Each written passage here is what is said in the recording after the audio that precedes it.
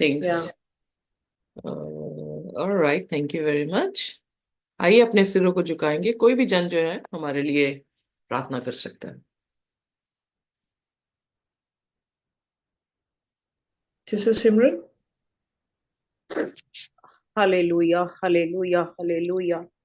धन्यवाद, धन्यवाद, धन्यवाद। हे मेरे महान समर्थी प्रभु यीशु, ਅਸੀਂ ਤੇਰਾ ਧੰਨਵਾਦ ਕਰਦੇ ਹਾਂ ਪਰਮੇਸ਼ਵਰ। ਪ੍ਰਭੂ ਜੀ, ਅੱਜ ਦੇ ਦਿਨ ਦੇ ਲਈ ਪਰਮੇਸ਼ਵਰ ਜੋ ਤੂੰ ਸਾਡੇ ਲਈ ਰੱਖਿਆ ਹੈ ਪਰਮੇਸ਼ਵਰ, ਅਸੀਂ ਉਹਨਾਂ ਸਾਵਾਂ ਨੂੰ ਲੈ ਕੇ ਉੱਠ ਖੜੇ ਹੋਏ ਹਾਂ ਪਰਮੇਸ਼ਵਰ। ਅਸੀਂ ਤੇਰਾ ਧੰਨਵਾਦ ਕਰਦੇ ਹਾਂ ਕਿ ਅਸਮਾਨ ਤੇਰਾ ਸਿੰਘਾਸਨ ਔਰ ਪ੍ਰਿਥਵੀ ਤੇਰੀ ਚੌਂਕੀ ਹੈ, ਉਸ ਦੇ ਵਿੱਚ ਅਸੀਂ ਹਾਂ ਪਰਮੇਸ਼ਵਰ, ਜੋ ਤੇਰਾ ਨਾਮ ਲੈ ਸਕਦੇ ਹਾਂ ਪਰਮੇਸ਼ਵਰ। ਅਸੀਂ ਤੇਰਾ ਧੰਨਵਾਦ ਕਰਦੇ ਹਾਂ ਸਾਨੂੰ ਚੁਣਨ ਦੇ ਲਈ ਪਰਮੇਸ਼ਵਰ। ਪ੍ਰਭੂ, ਸਾਨੂੰ ਚੁਣ ਕੇ ਅਲੱਗ ਕਰਨ ਦੇ ਲਈ ਪਰਮੇਸ਼ਵਰ ਮੈਂ ਤੇਰਾ ਧੰਨਵਾਦ ਕਰਦੀ ਹਾਂ ਪ੍ਰਭੂ ਜੀ। ਬਰਕਤਾਂ ਤੇ ਆਸ਼ੀਸ਼ਾਂ ਨਾਲ ਮਾਮੂਰ ਕਰਦੇ ਹੋ ਪਰਮੇਸ਼ਵਰ। ਅਸੀਂ ਵੀ ਤੁਹਾਡੀ ਆਗਿਆਕਾਰਿਤਾ ਦੇ ਵਿੱਚ ਹਮੇਸ਼ਾ ਬਨੇ ਰਹੀਏ ਪਰਮੇਸ਼ਵਰ, ਇਨ ਬਿਨ ਨਾ ਕਰ ਸਕੀਏ ਪਰਮੇਸ਼ਵਰ, ਤੇਰੇ ਵਚਨਾਂ ਦੇ ਵਿੱਚ ਬਨੇ ਰਹੀਏ ਪਰਮੇਸ਼ਵਰ। ਜੋ ਵਚਨ ਤੁਸੀਂ ਅੱਜ ਦੇਣ ਜਾਓ ਪਰਮੇਸ਼ਵਰ, ਸਾਡੇ ਮਨਾਂ ਦੇ ਉੱਤੇ ਲਿਖਿਆ ਜਾਏ ਪਰਮੇਸ਼ਵਰ, ਉਹ ਮਨ ਦੀ ਪੱਟੀਆਂ ਦੇ ਉੱਤੇ ਲਿਖ ਕੇ 100 ਗੁਣਾ ਫਲਾਂ ਨੂੰ ਸਾਡੇ ਵੱਲੋਂ ਲੈ ਕੇ ਆਏ ਪਰਮੇਸ਼ਵਰ। ਸਾਡੇ ਮਨ ਉਹਦੇ ਉੱਤੇ ਲੱਗ ਜਾਣ ਪਰਮੇਸ਼ਵਰ, ਅਸੀਂ ਉਸੇ ਤਰ੍ਹਾਂ ਚੱਲੀਏ ਪਰਮੇਸ਼ਵਰ ਜੋ ਤੁਸੀਂ ਚਾਹੁੰਦੇ ਹੋ ਪਰਮੇਸ਼ਵਰ। ਹਰ ਤਰ੍ਹਾਂ ਦੀ ਡਿਸਟਰੈਕਸ਼ਨਸ ਨੂੰ ਪਰਮੇਸ਼ਵਰ ਜੀ ਅਸੀਂ ਬੰਦ ਦਿੰਦੇ ਹਾਂ ਤੇਰੇ ਨਾਮ ਦੇ ਵਿੱਚ, ਵੀ ਕੋਈ ਵੀ ਡਿਸਟਰੈਕਸ਼ਨ ਕਿਸੇ ਵਾਸਤੇ ਵੀ ਨਾ ਆਏ ਪਰਮੇਸ਼ਵਰ। ਸਭਾ ਨੂੰ ਬਲੈਸ ਕਰਨਾ, ਜੋ ਆਏ ਹਨ ਉਹਨਾਂ ਨੂੰ ਵੀ ਬਲੈਸ ਕਰਨਾ, ਜੋ ਨਹੀਂ ਵੀ ਆ ਪਾਏ ਪਰਮੇਸ਼ਵਰ ਤੂੰ ਉਹਨਾਂ ਨੂੰ ਆਪਣੇ ਲਹੂ ਚ ਕਵਰ ਕਰਨਾ ਪਰਮੇਸ਼ਵਰ। ਔਰ ਪਰਮੇਸ਼ਵਰ ਉਹਨਾਂ ਨੂੰ ਸੱਚੀ ਜੋਤੀ ਦੇਣਾ ਪਰਮੇਸ਼ਵਰ, ਤਾਂ ਕਿ ਉਹ ਵਾਪਿਸ ਆਉਣ ਵਾਲੇ ਬਣ ਸਕਣ ਪਰਮੇਸ਼ਵਰ। ਸਿਸਟਰ ਜੀ ਨੂੰ ਬਲੈਸ ਕਰਦੇ ਹਾਂ ਪਰਮੇਸ਼ਵਰ, ਉਹਨਾਂ ਦੇ ਪੂਰੇ ਪਰਿਵਾਰ ਨੂੰ ਬਲੈਸ ਕਰਦੇ ਹਾਂ ਪਰਮੇਸ਼ਵਰ, ਲਹੂ ਚ ਢਾਂਪਦੇ ਹਾਂ ਪਰਮੇਸ਼ਵਰ। ਉਹਨਾਂ ਦਾ ਮੂੰਹ ਤੁਹਾਡੀ ਵੈਸਲ ਬਣ ਜਾਏ ਪਰਮੇਸ਼ਵਰ। ਪ੍ਰਭੂ ਜੀ, ਤੁਸੀਂ ਉਹਨਾਂ ਨੂੰ ਯੂਜ਼ ਕਰੋ ਪਰਮੇਸ਼ਵਰ, ਔਰ ਜੋ ਵਚਨ ਸਾਨੂੰ ਦੇਣਾ ਚਾਹੁੰਦੇ ਹੋ ਪਰਮੇਸ਼ਵਰ ਉਹਨਾਂ ਦੇ ਮੂੰਹ ਤੋਂ ਬੁਲਵਾਓ ਪਰਮੇਸ਼ਵਰ। ਅਸੀਂ ਸੁਣਨ ਵਾਲੇ ਹਾਂ ਪਰਮੇਸ਼ਵਰ, ਅਸੀਂ ਸੁਣਨ ਨੂੰ ਤਿਆਰ ਹਾਂ ਪਰਮੇਸ਼ਵਰ। ਸਾਡੇ ਵੀ ਮਨਾਂ ਨੂੰ ਤੁਸੀਂ ਤਿਆਰ ਕਰੋ, ਕਿਉਂਕਿ ਨਾ ਬਲ ਸੇ ਨਾ ਸ਼ਕਤੀ ਸੇ, ਤੇਰੀ ਆਤਮਾ ਦੇ ਨਾਲ ਪ੍ਰਭੂ। ਜਦ ਤੂੰ ਚਾਹੁੰਦਾ ਹੈ ਤਾਂ ਸਾਨੂੰ ਸਮਝ ਆਉਂਦੀ ਹੈ, ਅਗਰ ਤੂੰ ਨਾ ਚਾਹੇ ਤਾਂ ਅਸੀਂ ਨਹੀਂ ਸਮਝ ਸਕਦੇ ਪਰਮੇਸ਼ਵਰ। ਸਾਡੇ ਮਨਾਂ ਨੂੰ ਖੋਲੋ ਪਰਮੇਸ਼ਵਰ, ਤਾਂ ਕਿ ਜੋ ਵਚਨ ਹੈ ਉਹ ਗਹਿਰਾਈ ਚ ਜਾਏ ਪਰਮੇਸ਼ਵਰ। ਔਰ ਸਾਰੀ ਡਿਸਟਰੈਕਸ਼ਨਸ ਨੂੰ ਕੰਟਰੋਲ ਤੁਹਾਡੇ ਨਾਮ ਚ ਕਰਦੇ ਹਾਂ, ਔਰ ਸਭ ਕੁਝ ਮੰਗਦੇ ਹਾਂ ਪਿਆਰੇ ਬੇਟੇ ਖੁਦਾਵੰਦ ਯੀਸ਼ु ਮਸੀਹ ਦੇ ਨਾਮ ਦੇ ਵਿੱਚ, amen. Amen, amen, amen. Thank you very much. आप सभी का स्वागत है आमीन। हमारी इस बाइबल सब स्कूल सर्विस में। और परमेश्वर का धन्यवाद करते हैं कि परमेश्वर ने हम सभी को जो है यहाँ पर एकत्रित किया है। आज जो है हमारा 12वां लेसन है, सेकंड लास्ट लेसन जो है इस क्वार्टरली का है, जो कि यूहन्ना की इंजील। थीम जो है वो गॉस्पेल ऑफ जॉन है।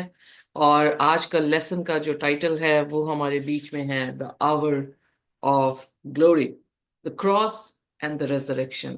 प्रभु यीशु मसीह की महिमा का समय आ पहुंचा, और उसका मरना और उसका जी उठना जो है वो महिमा का प्रतीक था।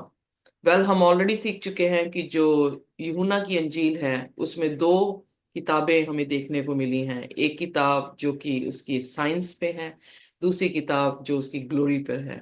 पहले 10 अध्याय जो हैं, हमारे यहाँ पर जो ऑथर हैं वो बता रहे हैं इस चीज को। खास करके वो ये कहने की कोशिश कर रहे हैं कि जो 10 अध्याय हैं वो 3.5 साल के जो यीशु मसीह की मिनिस्ट्री का समय है, यूहन्ना उसका बयान उन 10 अध्यायों में कर देता है। पर जो आखिरी 11 से 20 अध्याय हैं वो सिर्फ कुछ हफ्ते, यानी 1 या 2 हफ्तों के बीच में जो बातें हुई हैं उनका जिक्र जो है करने के लिए उसने ये 10 अध्याय जो है वो चुने हैं। इसलिए इसे कहा गया है कि दो किताबें इसमें जो है वो पाई जाती हैं। पर जो 1 या 2 हफ्ते में गुजरे हैं वो उसकी महिमा को बताता है। आइए, इससे पहले कि हम लेसन स्टडी में जाएं, अपनी याद करने की आयत पर जो है थोड़ा सा हम उस पर तवज्जो देंगे, जो कि यूहन्ना उसका 18 और उसकी 37 आयत है। यूहन्ना की अंजील उसका 18 और उसकी 37 आयत। कोई भी जन जो है वो मेरे साथ इसे खोल सकता है, पढ़ सकता है। और अगर आप इंग्लिश में पढ़ना चाहते हैं तो आपके सामने है, स्क्रीन के सामने है। आप इसे, हम सभी मिलकर जो है इस आयत को पढ़ सकते हैं। 37th वर्ष। जी। जी। पिलातुस ने उससे कहा, तो क्या तू राजा है? यीशु ने उत्तर दिया, तू कहता है कि मैं राजा हूं। मैंने इसलिए जन्म लिया और इसलिए संसार में आया हूं कि सत्य की गवाही दूं। जो कोई सत्य का है वह मेरा शब्द सुनता है। सो यहाँ पर हम देखते हैं कि पिलातूस ने उससे प्रश्न पूछा, क्या तू राजा है? और यीशु ने जो है वो उत्तर दिया। आपको इस आयत में कौन सा शब्द जो है वो बहुत अच्छा लगा है और क्यों लगा है?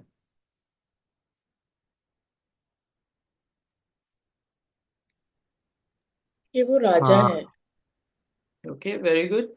वो राजा है। और कुछ? पिलातुस पिलातुस खुद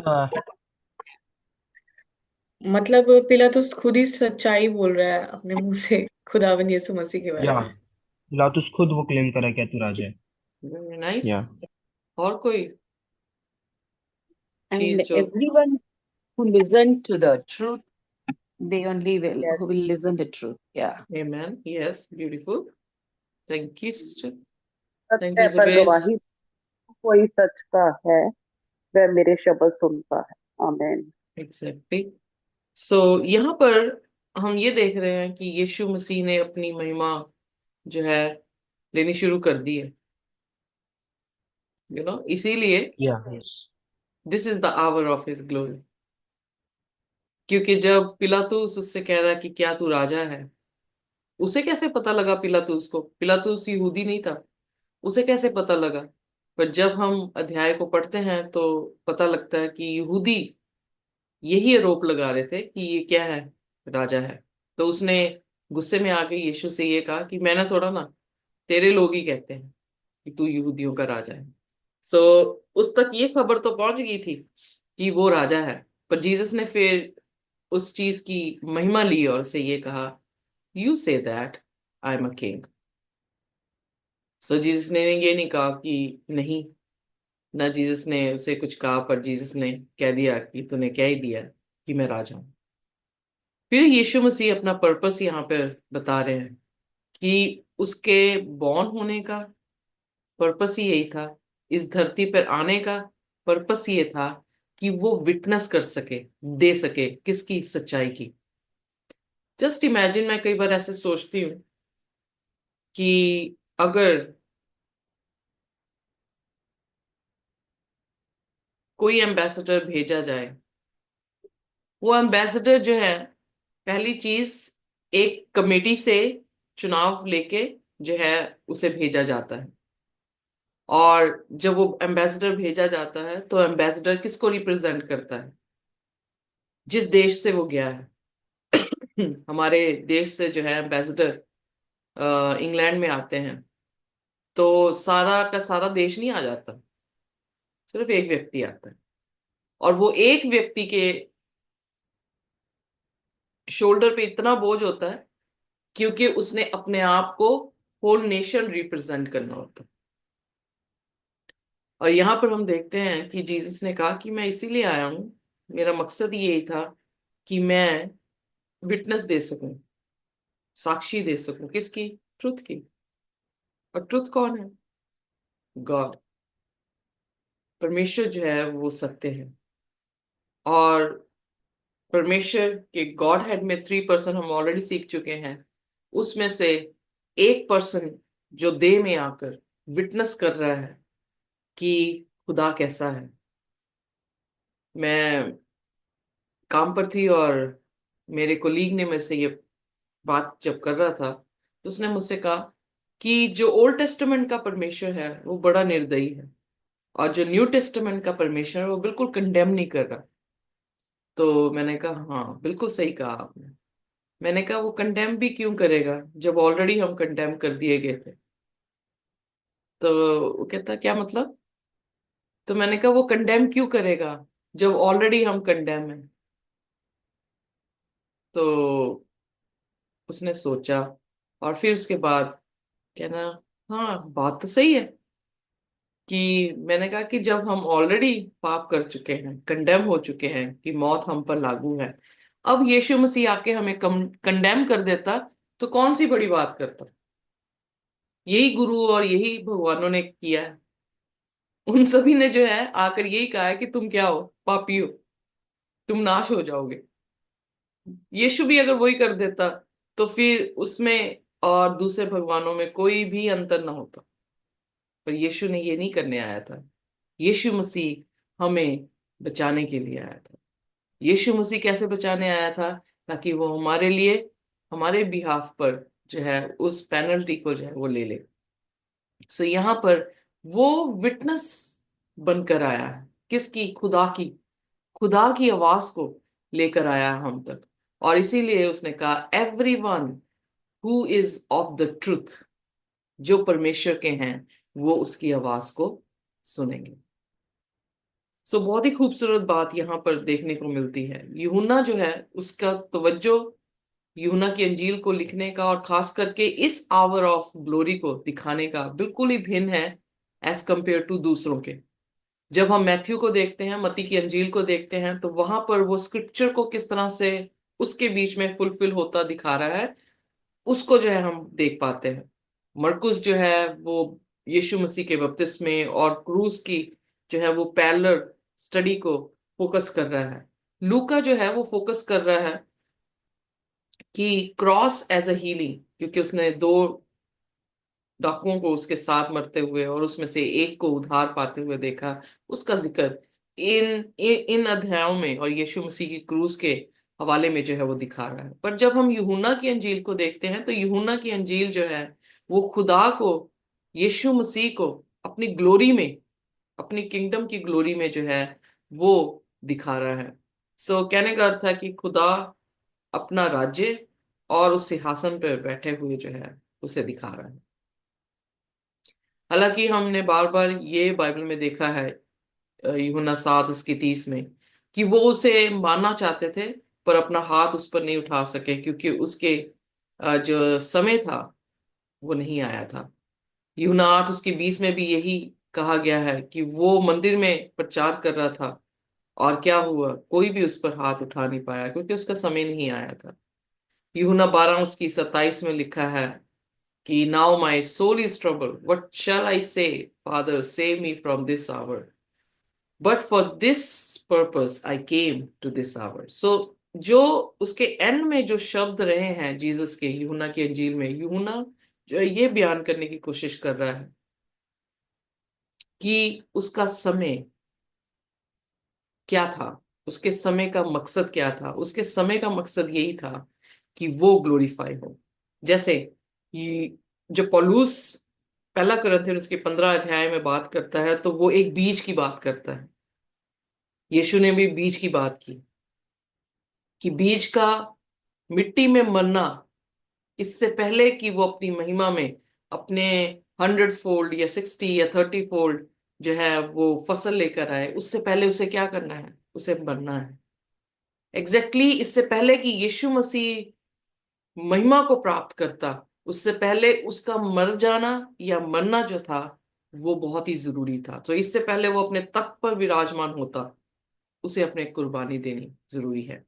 इसीलिए पौलुस बार बार कह रहा है कि हम अगर मसीह में मरते हैं, हर रोज मरते हैं, तो हम मसीह के साथ क्या होंगे? जीवित भी होंगे, क्योंकि हम भी वो बीज हैं जिनका मरना, हमारी अपनी खुदी का मरना जो है वो जरूरी है, इससे पहले कि हम जैवंत शरीर को लें। आंख झपकते जो अमरता को पहनना है, अविनाशी शरीर को लेना है, वो तभी हो सकता है जब तक हम जो है वो मरते नहीं हैं। सो यहाँ पर पिलातूस ने जब ये वाक्य यीशु से सुना, तो देखने को ये मिलता है कि पिलातूस ने उससे सत्य पूछा, व्हाट इज ट्रूथ। ये देखिए, इस आयतों को जो है हम ध्यान से देखेंगे क्योंकि ये आयतें बहुत ही विशेष हैं। 28 से आ, यूहन्ना उसका 18 और उसकी 28 से 32 आयत है। कोई भी हिंदी में पढ़ दे।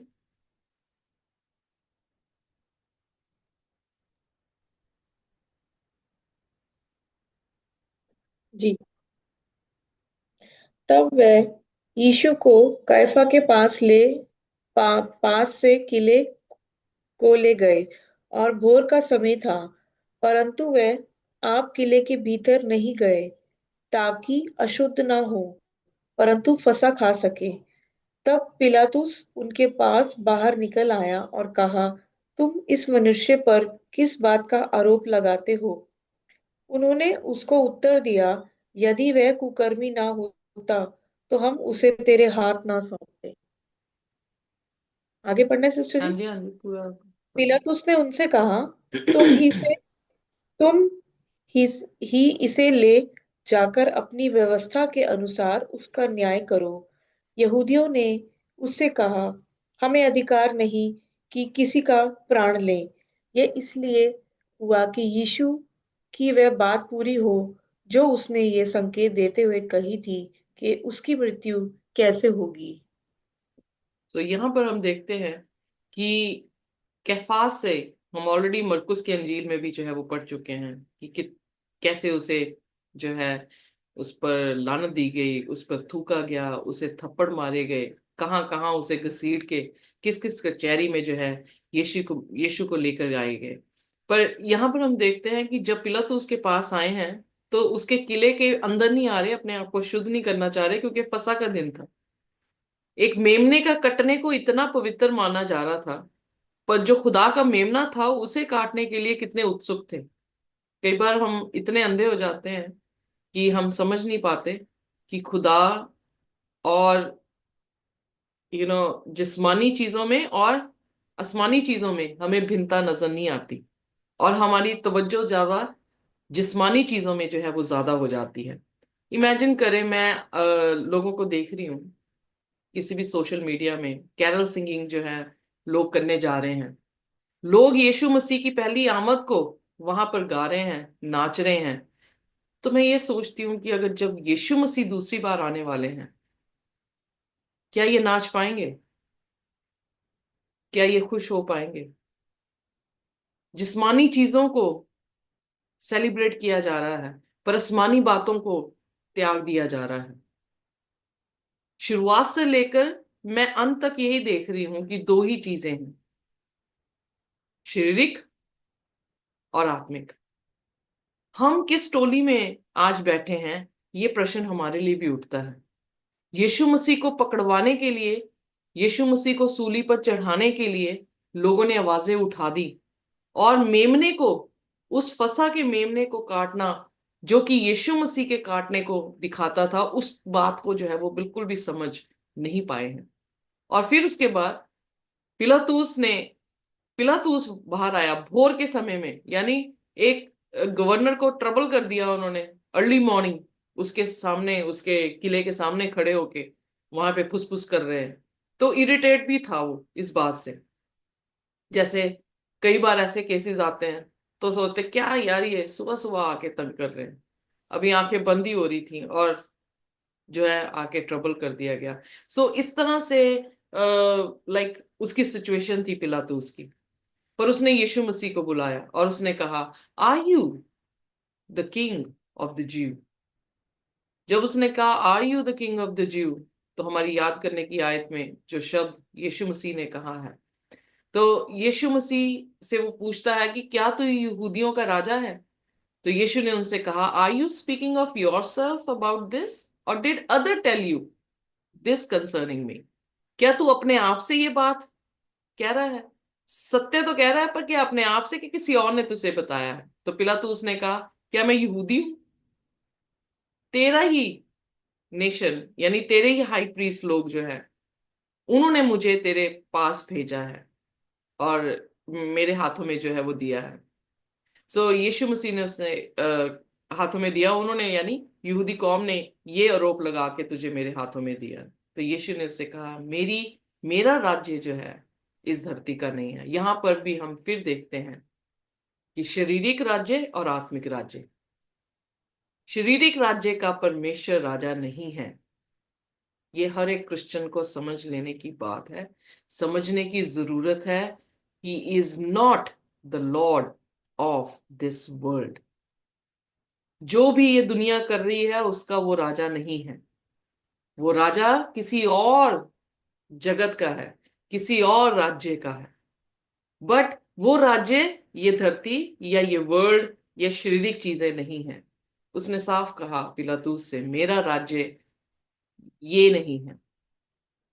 अगर मेरा ये राज्य होता तो मेरे दास आकर लड़ाई करते, क्योंकि किसी दास ने यानी स्वर्गीय दूत ने एक बार झटका दिया जरूर जब वो गतसमनी में उसे पकड़ने के लिए आए, पर उसके बाद जो है उन्होंने कोई मदद नहीं की कि वो यीशु मसीह को बचाएं। क्योंकि यीशु ने कहा ये किंगडम मेरी नहीं है। जब उसने कहा किंगडम मेरी नहीं है, तो साफ पता लगता है कि इसका मतलब वो किंग है। ही आस्क्ड, उसने पूछा कि are you the king of the Jews. यीशु मसीह उसे उस पॉइंट में लेकर आए हैं कि वो किंग है, पर वो किंग शारीरिक लोगों का नहीं है, आत्मिक लोगों का है। आत्मिक लोग वो नहीं होते जो अपने हिसाब से सोचते हैं कि ये आत्मिक चीजें हैं। आत्मिक वो लोग हैं जिन्होंने कलाम को सुना है। कहता मैं विटनेस करने आया हूं, किसकी? सत्य की। और हर एक जन जो सत्य से है, यानी खुदा से है, वो मेरी आवाज को सुनेगा। उसकी आवाज कहां पर है? मैं फिर वहीं पे आ जाती हूँ, घूम फिर के मैं वहीं पे कलाम में आ जाती हूँ कि उसकी आवाज उसका कलाम है।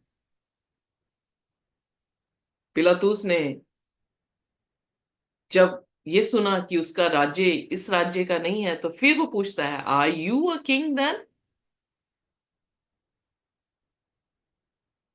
क्योंकि उसके शब्दों से ये तो पता लगता था कि वो राजा है। पर पिलातूस ये नहीं समझ पा रहा था कि राजा किस जगह का है। तो वो पूछता है व्हाट इज ट्रूथ? सत्य क्या है? पर उसने वेट नहीं की कि यीशु से एक्सप्लेन कर सकते हैं कि सत्य क्या है। पर वो बाहर जाता है और बाहर जाके यहूदियों के पास जाके कहता है मुझे इसमें कोई दोष जो है वो नहीं मिला। वो बार बार टाल रहा है इस बात को कि मैं कोई भी दोष इस पे ढूंढ नहीं रहा। क्यों नहीं वो ढूंढ पा रहा था? क्योंकि उसके एक्सपीरियंस के अनुसार जैसा यीशु मसीह का उस समय उसका व्यवहार था, जैसा वो दिख रहा था, वो ना चिल्लाया, ना उसने झूठ बोला, ना वो गालियां बक रहा था किसी को। सो उसके अनुभव से ये बंदा, ये यीशु मसीह जो थे वो बिल्कुल निर्दोष थे। उनमें कोई भी दोष नहीं था। अगर एक्विजिशन यहूदी कौम ने ये लगाई कि वो अपने आप को यहूदियों का राजा कहता है, तो उसने कहा कि मैं यहूदियों का राजा ही नहीं हूं, मेरा राज्य जो है वो इस दुनिया का है ही नहीं। तो कोई कंपटीशन नहीं है, कोई आरोप नहीं है। तो जैसे ही उसने कहा कि सत्य की बात उसने पूछी है, अफसोस की बात ये कि अगर वो रुक जाता तो यीशु ने उसे सत्य के बारे में भी बता देना था। पर वो रुका नहीं, वो इतना पूछ के यीशु की हजूरी से निकल गया। कई बार हम भी प्रश्न रखते हैं कि हमें ये प्रश्न है, पर हम रुकते नहीं हैं खुदा की हजूरी में कि खुदा हमें उस प्रश्न का उत्तर दे दे। और वहीं पे हम अपनी साल्वेशन जो है वो खो देते हैं। पिलातूस अपनी साल्वेशन खो गया जब उसने सत्य तक प्रश्न तो कर दिया, पर सत्य तक पहुंच नहीं पाया। और ये शब्द बहुत जरूरी है आज के क्रिश्चियन वर्ल्ड में भी, कि वो सत्य का विटनेस बन के आया था, और जो सत्य से हैं वो उसकी आवाज को सुनेंगे। पर सत्य क्या है? क्या किसी के पास टाइम है 1 घंटा बैठ के ये सुनने का, किसी प्रचारक का जो कलाम से सुना रहा है कि सत्य क्या है? उन्हें मालूम है कि यीशु ने कहा मैं ही रास्ता हूं, मैं ही सत्य हूं, मैं ही जिंदगी हूं। पर हे प्रभु कहने वाले स्वर्ग की बादशाह में नहीं जाएंगे। सो हमें देखना है सत्य क्या है, वो इटर्नल वर्ड लोगोस जो हम यूहन्ना की अंजील उसके पहले अध्याय और पहले वचनों में पढ़े हैं, जिसने सारी सृष्टि की अपने शब्दों से रचना की है। वो सत्य जो कि ज्योति बनकर, सत्य बनकर इस धरती पर आया है। यानी जो धरती पर एरर्स हैं, जो धरती पर अंधकार है, उसके विपरीत जो चीजें हैं, उसने अपने आप को वो बताया है, full of grace and truth. यूहन्ना 1 उसकी 14 में वो कहता है कि फुल ऑफ ग्रेस और ट्रूथ बन के जो है वो आया है। इस धरती पर ना सत्य है, ना किसी पर दया है।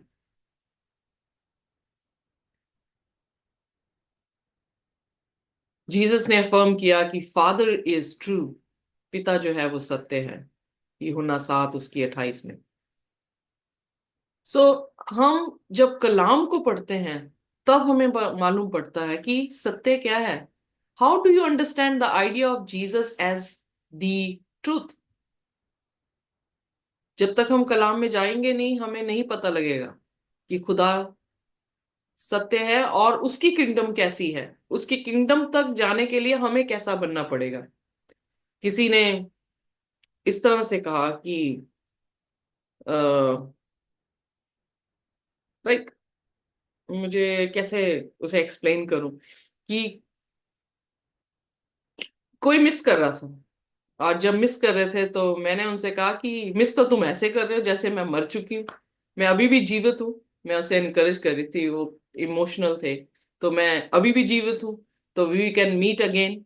अगर मौत आ जाती है तब भी मैं दोबारा मिलूंगी, क्योंकि जो है हम दोनों मसीह में हैं। तो मैंने उससे इस तरह से जो है वो बात की। तो वो हंस के मुझे लाइक उसने कहा कि हाँ मिलेंगे तो जरूर, पर वहां पर तू मेरी गर्लफ्रेंड नहीं हो सकती। तो मैं हंसी। तो मैंने कहा फिर अगर वहां पे गर्लफ्रेंड नहीं है तो यहीं पर वैसा संबंध रख, ताकि तू वहां पर मेरे साथ हो सके। सो उसके बाद कहता मैंने तेरे प्रवचन जो है वो सुन लिए। सो वेरी गुड फ्रेंड, हम दोनों जो है वो काफी लाइक उसकी मैं फर्स्ट क्रश जो वो रही हूँ। बट लाइक उसे प्रवचन लगे मेरे, तो मैंने कहा but this is the truth. Stay as if you are staying in heaven, else you will not go to heavenly kingdom. So इससे पहले कि हम हेवन में पहुंचे, हमें यहीं पर अपने व्यवहार को, अपने बिहेवियर्स को, अपने एटीट्यूड को, अपनी इंटेंशंस को प्यूरिफाई करना पड़ेगा। क्योंकि अगर वहां ऐसा नहीं चलेगा तो यहां पर भी नहीं चलेगा। यीशु मसीह इससे पहले स्वर्ग की बादशाहत में ग्लोरीफाई होता, वो जमीन पर वैसा ही था।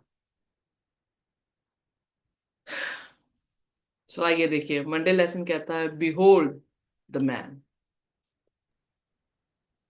Yeah. जबेस। Yes. Thank you so much. आइए मंडलेशन पे जाएंगे। इसमें हमें बिल्कुल बीमारी होगी। देखो ये पुरुष बिल्कुल आवाज हम क्लियर देखते नहीं आए है हैं। जबेस आपकी।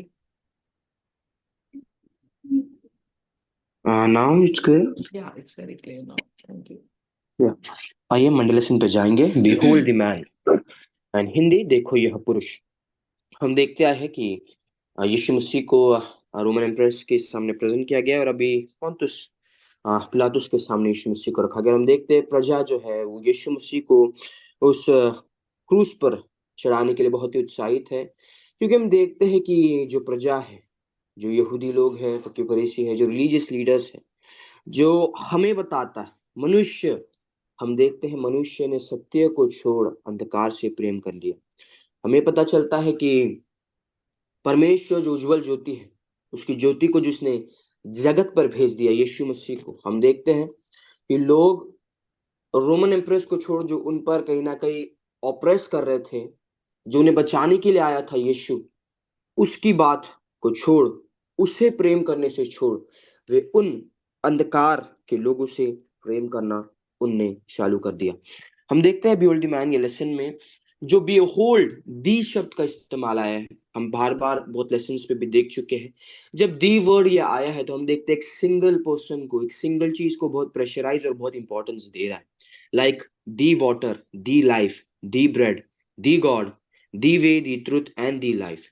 सो हम देखते हैं जब दी वर्ड आया है, सो एक पर्टिकुलर चीज को बहुत एम्फसाइज कर रहा है एंड बहुत प्रेशराइज कर रहा है एंड बहुत इंपॉर्टेंस दे रहा है। और हम वही देखते हैं कि जब यहाँ पे लेसन का नाम है बीहोल्ड बी मैन, तो हम देखते हैं यीशु मसीह को भी वही शब्द के द्वारा दी, एक पर्टिकुलर, एक पर्सनल, एक बहुत ही वी कैन से एक पर्टिकुलर शब्द से यीशु मसीह को यहाँ पे प्रेजेंट किया गया है।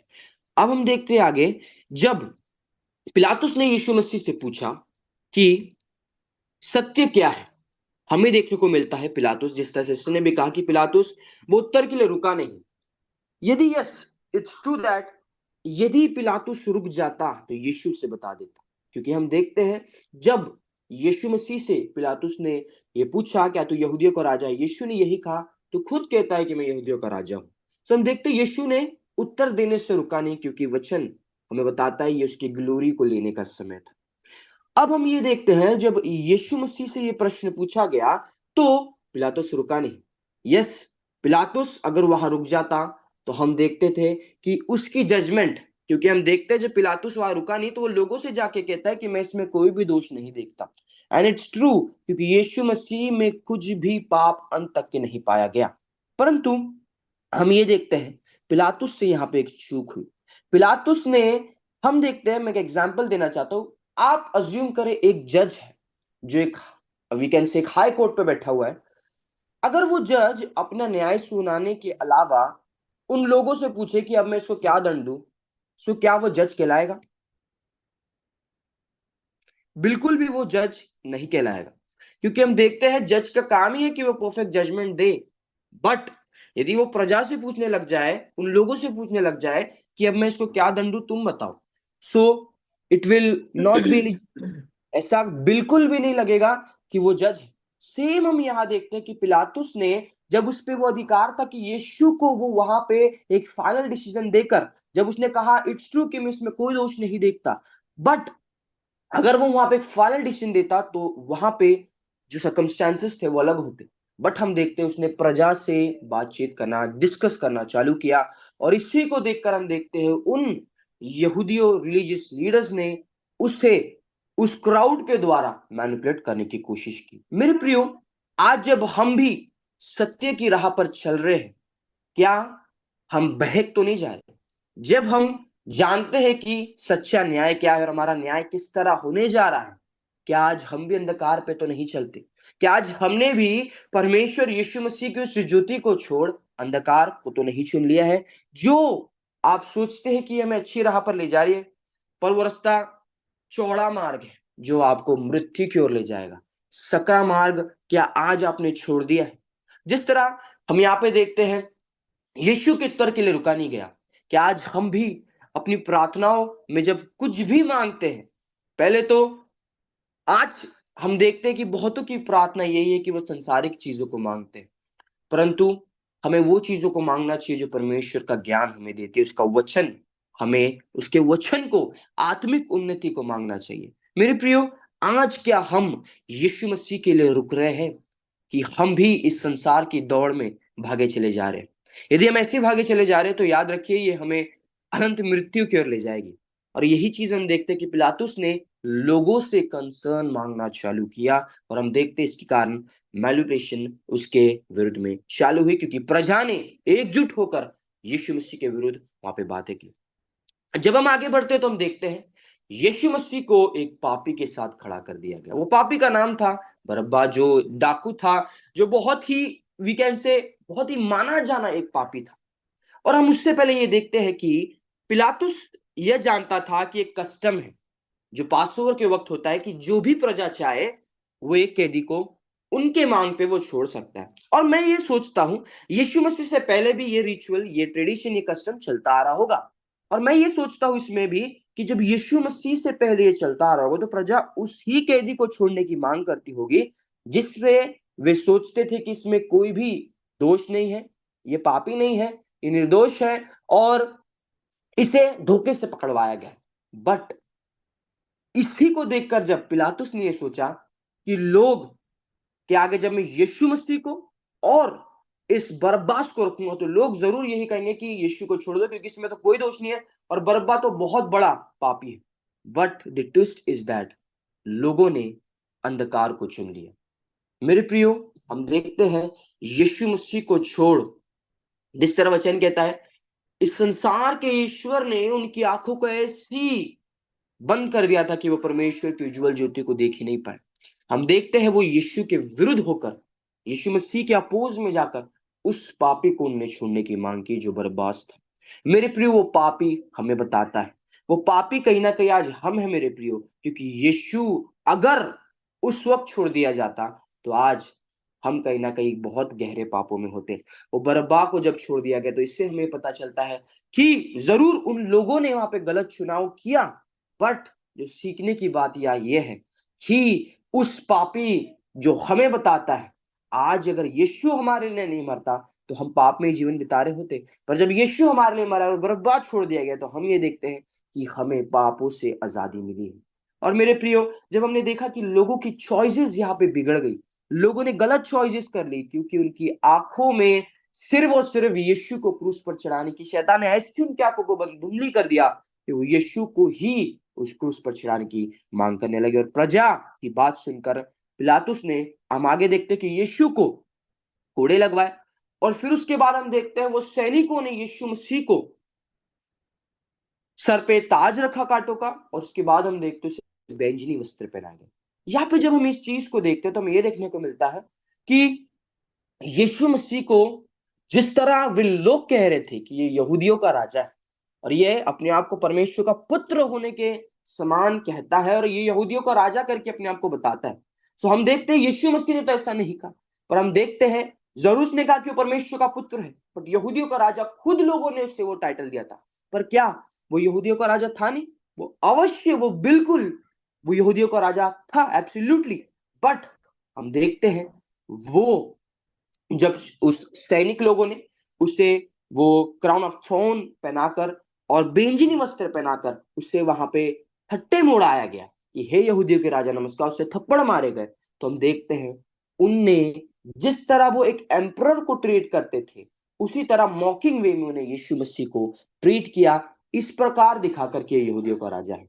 बट जरूर उनसे वहां पे वो उसे थट्टे में उड़ा रहे थे, पर वो ये नहीं जानते थे कि वही यहूदियों का राजा आज मेमना बनकर हमारे बीच में आ गया है। मेरे प्रियो, यदि आज आपके और मेरी आंखों में भी वही धूल, वही अंधापन दुष्ट ने अगर डाल दिया है, तो हम भी वह मनुष्य, वो पुरुष, वो परमेश्वर के मेमने को पहचान नहीं पाएंगे।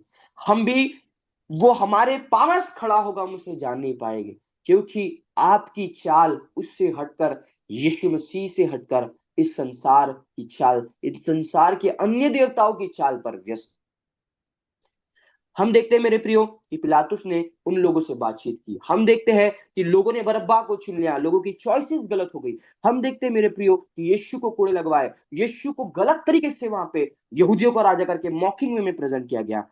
अब जो ध्यान देने की बात है वो ये है कि जब यीशु मसीह को कोड़े लगवा दिए गए, यीशु मसीह को जब वहां पे बैंगनी रंग के वस्त्र और सर पे कांटों का ताज करके उसे और मॉक किया गया, हम देखते हैं वापस पिलातुस ने यीशु मसीह को लोगों के, प्रजा के सामने प्रेजेंट किया।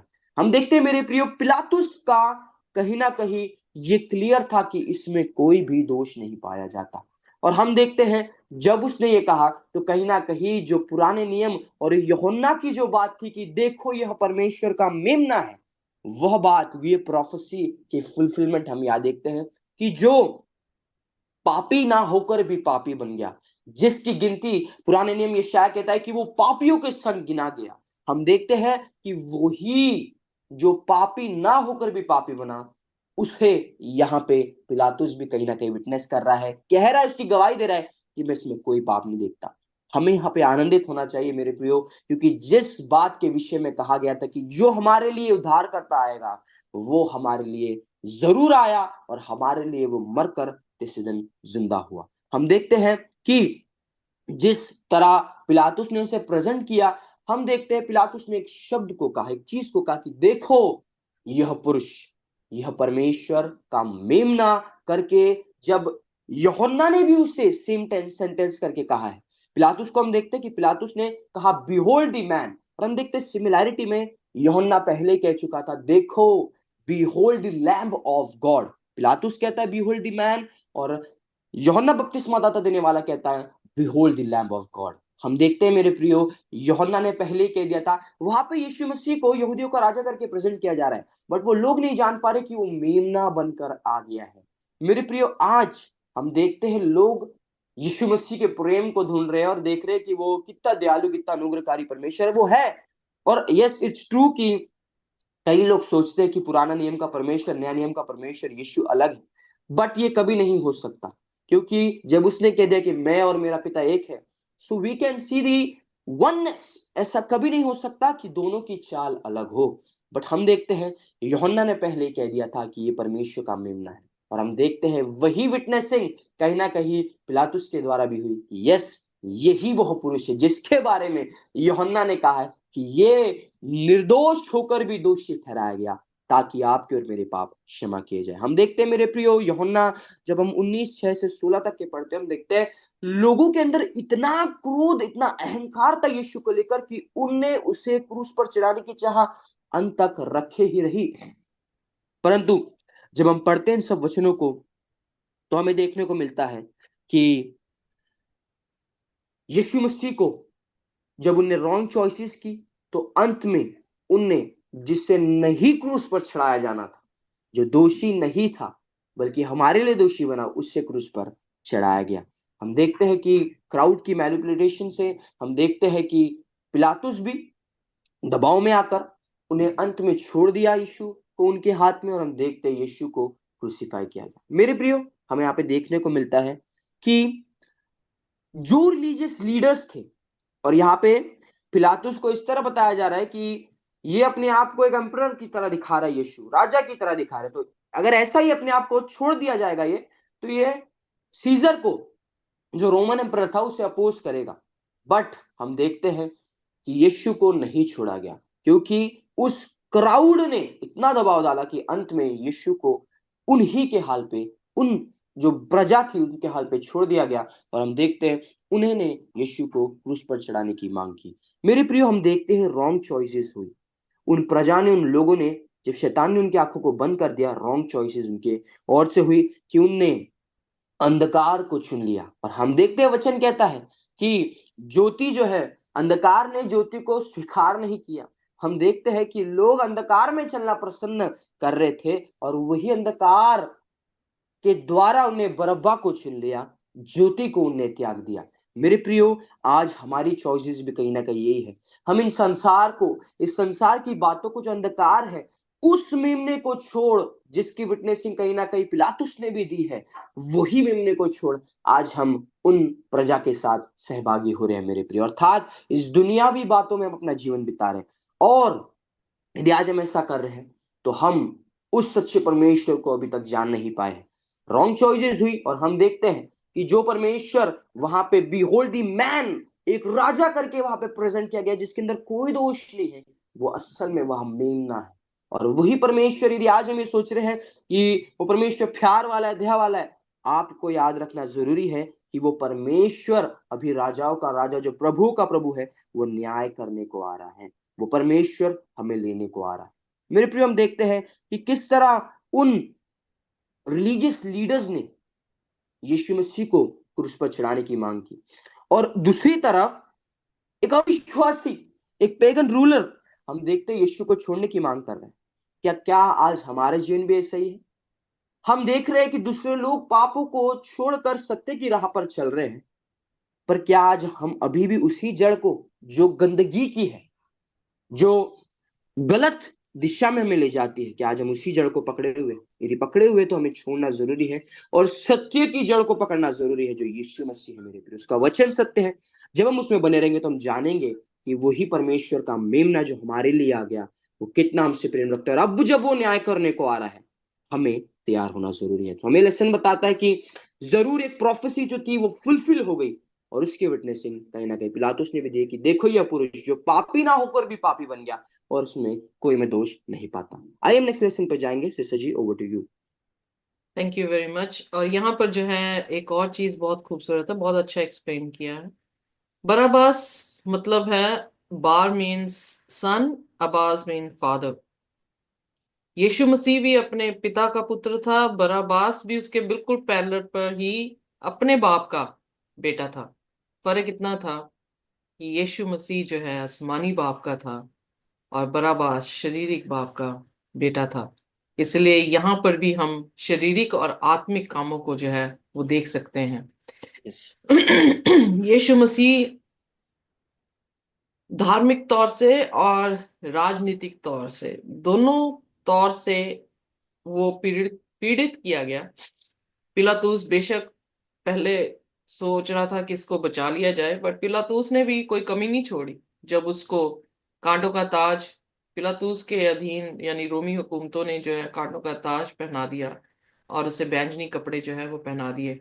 एग्जैक्टली ये प्रोफेसी प्रकाशित वाक्य में हमने, जो प्रोफेसी नहीं कह सकती, पैरेलल हमने देखा है 13 अध्याय में, कि जो वो बीस्ट होगा वो रिलीजियस और पॉलिटिकल दोनों पावर को होल्ड करेगा, और वो खुदा के लोगों को जो है वो क्या करेगा, मारेगा। यानी उस पर अत्याचार जो है वो पहले भी किया है, पास्ट में, हिस्ट्री में भी है, मिडीवल में, डार्क एजेस में, और फ्यूचर में भी खुदा यही बता रहा है। सो इसलिए यीशु की तरह ही हमें चलने की जरूरत है, यीशु की तरह ही हमें मरने की जरूरत है, ताकि यीशु की तरह हम भी जो है वो क्या हो, रेजरेक्ट जो है वो हो जाए। सो यीशु मसीह ने एक मुकम्मल अपना प्लान ऑफ साल्वेशन जो है वो पूरा किया है, और जब वो पूरा कर देता है तो उसने कहा इट इज फिनिश्ड। आइए देखिए सिस्टर रविंदर जो है इट इज फिनिश के बारे में जो है वो बताएंगे। Thank you so much sister ji. पूरा हुआ, यूहन्ना 19 के 25 और 27 अध्याय में ऑलरेडी यहाँ मेंशन किया हुआ है कि, मैं पढ़ के सुना देती हूँ। अतः सैनिकों ने ऐसा किया कि यीशु के क्रूस के पास उसकी माता और उसकी माता की बहन क्लोपास की पत्नी मरियम और मरियम मगदलीनी खड़ी थी। जब यीशु ने अपनी माता और उस चेलो को जिससे वह प्रेम रखता था पास खड़े देखा तो अपनी माता से कहा, ये नारी देख, ये तेरा पुत्र है। तब उसने चेलों से कहा, ये तेरी माता है, और उसी समय वह चेला उसे अपने घर ले गया। ये वचन ऑलरेडी इसके बारे में लूका 2 के 34 में लिखा हुआ है।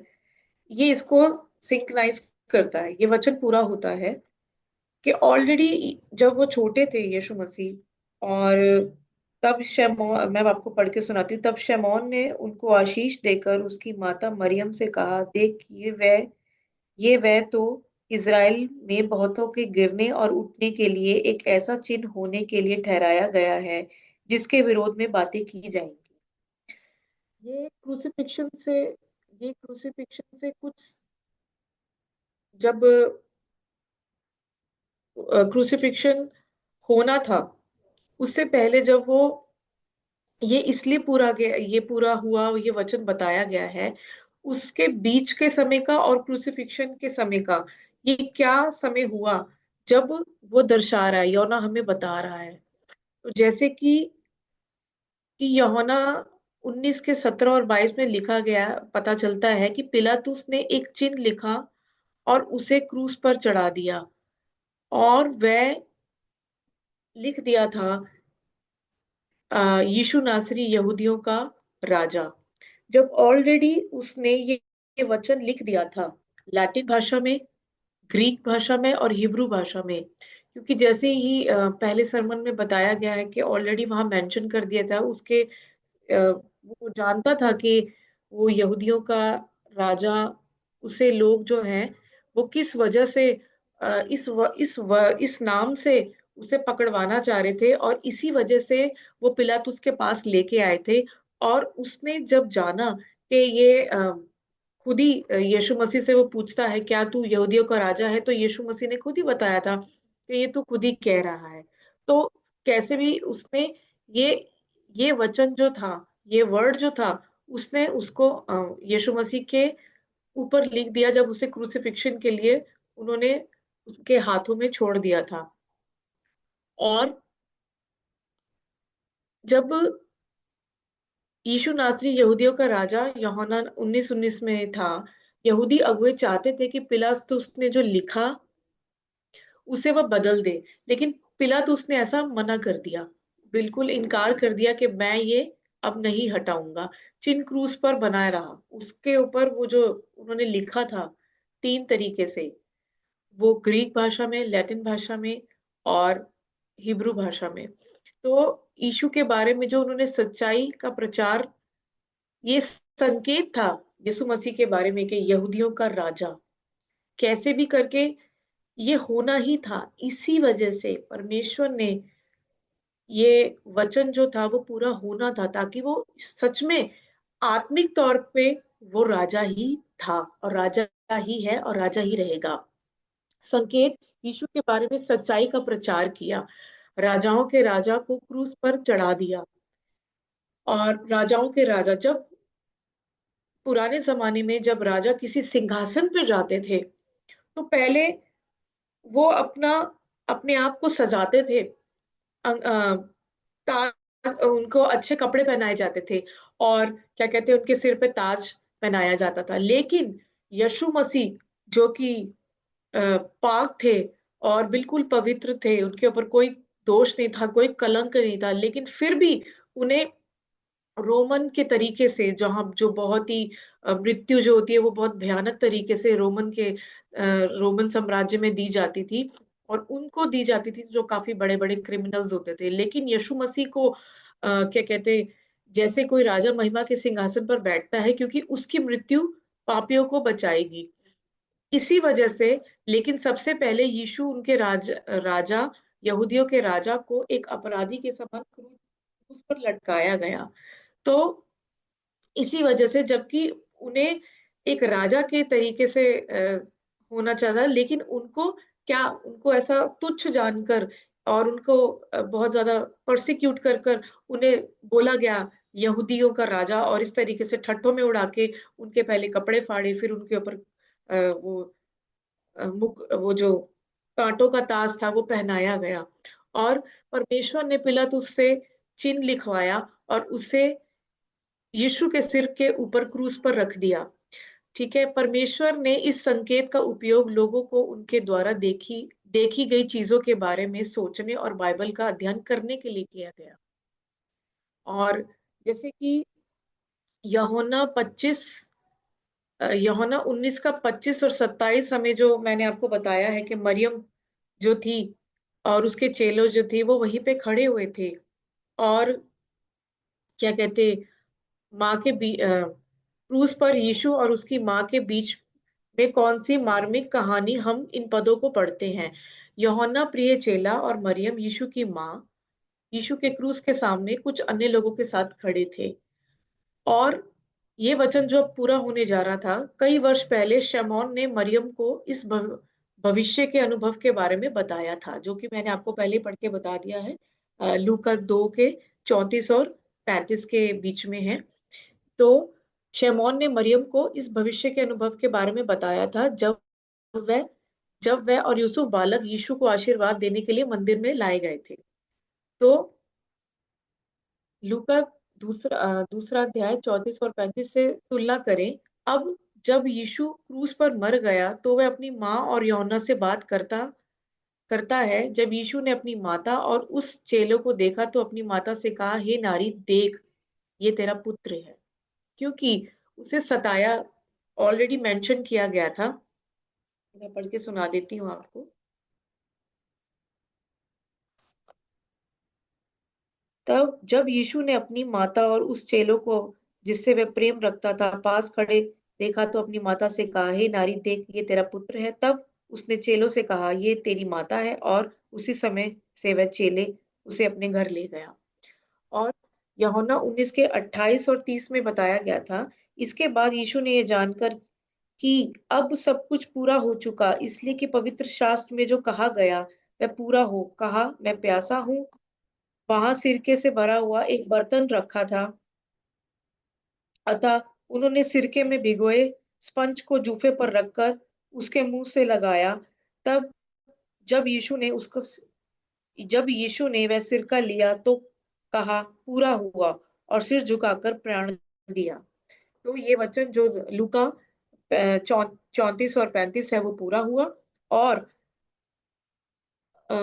यूहन्ना 19 का 28 से 30 तक ये वचन जो है वो पूरा हुआ, क्योंकि लैटिन ग्रीक वर्ड में इसको ना टीलो का मतलब बताया गया है समाप्त करना, पूरा करना। ये एक वर्ड है जो कि ग्रीक भाषा में टिलोक से आया है। इस शब्द का अर्थ पूरा हुआ, इट इज फिनिश, जो लोग आजकल काफी यूज करते हैं और फिर बोलते हैं कि जी व्यवस्था खत्म होगी, लेकिन वो व्यवस्था पूरी पूरी करने के लिए आया था, और उससे फिनिश पूरी उस तरीके से नहीं, लेकिन टिलोय का मतलब हुआ पूरा करना। अपने हिसाब से खुदावन ने अपने सारे कार्य को पूरा किया, और परमेश्वर का वचन सुनाकर अपने आप को समानता में लाकर वो परमेश्वर का जो कार्य था वो उसको पूरा किया। इस वजह से ये वचन जो है पूरा करना, पूरा हुआ, वो अवस्था को पूरी करने के लिए आया था, ना कि खत्म करना, उसे कंप्लीट करने, ना कि फिनिश करने के लिए आया था। तो ये वचन जो है वो हमें ये बताता है कि पूरा करने का मतलब, ये शब्द हमें बताता है कि बाइबल यीशु के बारे में जो भी वादा किया था वो सब हो रहा था और सच हो रहा था। इसके बारे में बताया गया कि जब यीशु कहता है पूरा हुआ, यूहन्ना 19:33 में, वह उस कार्य को पूरा कर रहा है जिसे करने के लिए पिता ने उसे सौंपा था। तो ये जो वचन है, खुदावन ने इसे खत्म नहीं, पूरा किया था, फुलफिल किया था, कंप्लीट किया था। और इसी वजह से ये वचन का नाम, ये अध्याय का नाम इट मतलब इसे बताया गया है पूरा हुआ। Thank you so much.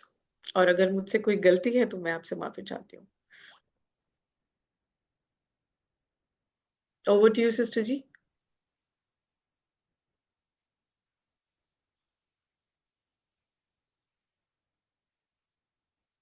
Sister Ritu, She's coming. She's coming. Javed, आप इसमें यस, कुछ थैंक यू ऐड करना वेरी मच। या किसी ने ऐड करना तो कर सकते हैं, उसके बाद हाँ, मैं आगे लेकर जाती हूँ लेसन को।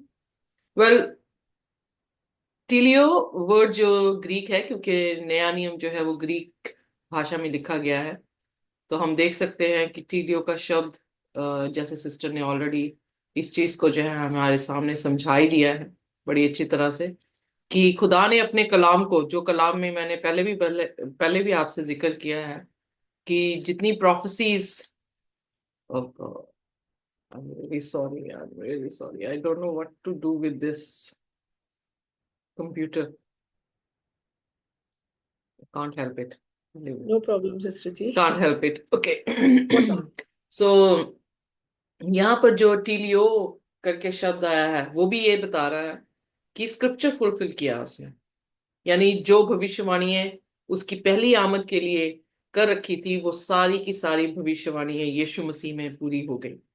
उसने ये भी पूरा किया कि जो वाक पहले खुदा ने आने वाले समय के बारे में, अपने पुत्र के बारे में बोले थे, उसको पूरा किया। दूसरी चीज, जैसे सिस्टर जी ने कह दिया, कि पिता ने जो उसको सौंपा था काम करने के लिए, जिस पर्पस के लिए उसे भेजा था, उस पर्पस को उसने जो है वो कंप्लीट कर दिया। कई बार हम सोचते हैं कि सिरके को उसके मुंह पर जब उसे प्यास लगी तो उसे क्यों दिया गया।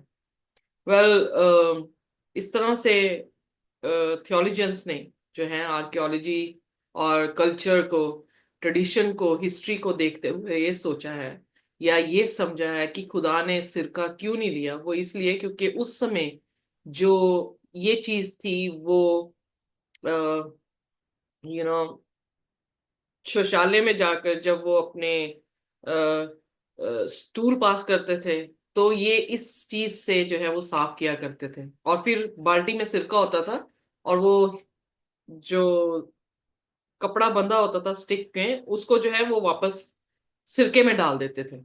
सो जो कोई भी जाता था उससे अपने आप को पीछे से जो है वो साफ करता था। तो यहाँ पर वो इतना खुदा को लज्जित कर रहे हैं, इतनी एम्बेरसमेंट खुदा को। उन 8 घंटों में उन्होंने जो जो शैतान कर सकता था, जितना बुरा बन सकता था, जितना वो जलील खुदा यीशु मसीह को कर सकता था, उसने क्रूस पर जो है उसे जलील कर दिया। और जैसे बराबास शब्द भी हमारे पास आता है, बरब्बा जो शब्द हमारे पास आता है, उन्होंने उस शब्द को भी जो है कहने का अर्थ है उस व्यक्ति को अपना लिया, और यीशु को उन्होंने क्रूस पर चढ़ा दिया। रेवलेशन में भी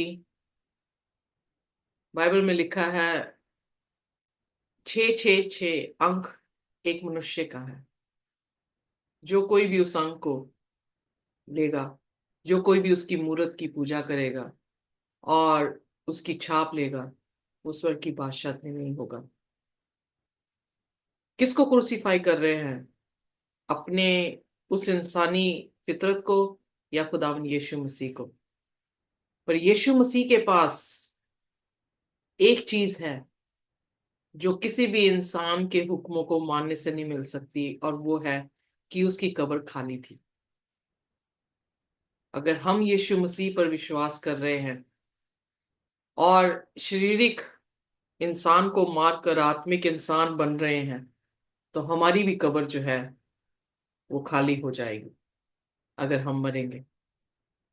यही खुशखबरी है और यही गॉस्पल को कंप्लीट करता है।